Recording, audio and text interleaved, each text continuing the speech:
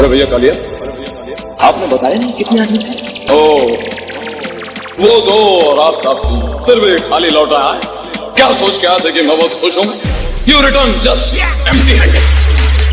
अरे इतनी दूर गए थे, कम से कम साबुन, तेल, घी, कपड़े लत्ते, किसी का कॉन्ट्रैक्ट लेके आते, कुछ विज्ञापन वगैरह हो जाते हैं।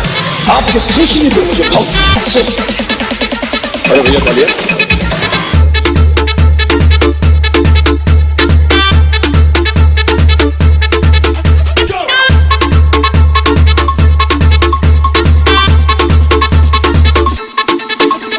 लड़ाई के मैदान से तीर दिखाकर भागना बाबा की फितरत में ही, चाहे वो लड़ाई दुश्मन के साथ हो या अपने भाई के साथ। अरे भैया कालिया, We have a problem. Welcome. Geht's. Und ab geht's. Geht's. Und ab geht's. Geht's. Und ab geht's. Geht's. Und ab geht's. Geht's.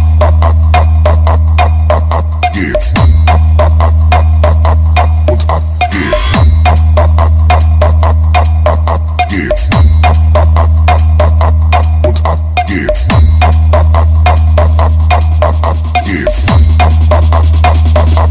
Und ab geht's. Geht's. Geht's. Geht's. अरे देखा देखा देखा आई गावा मांगता हवा, मोरे डीजे से ठोकाई गावा मांगता हवा।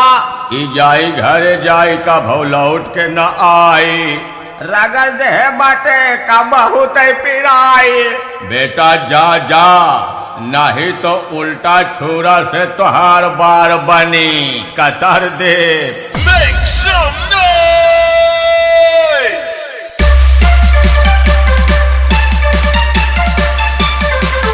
We have a problem.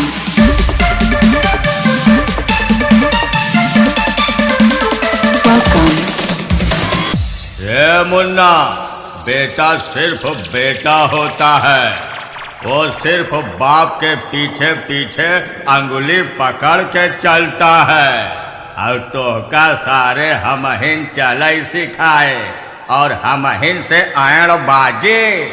अंदर कई दे बेटवा, डीजे सहित उछिन्न हो जाबा, क्योंकि ये है डीजे करन चैलेंज।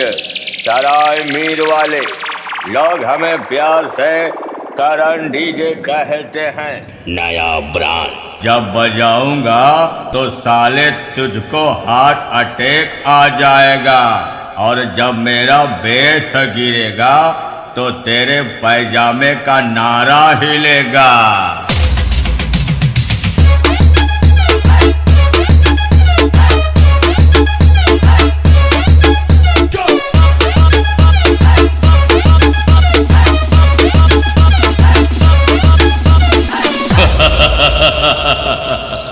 सूरज पे छाए बादल तो लोगों ने समझा रात हो गई, सूरज पे छाए बादल तो लोगों ने समझा रात हो गई।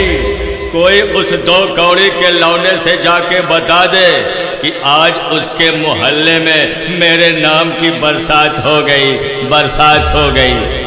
We have a problem. Welcome.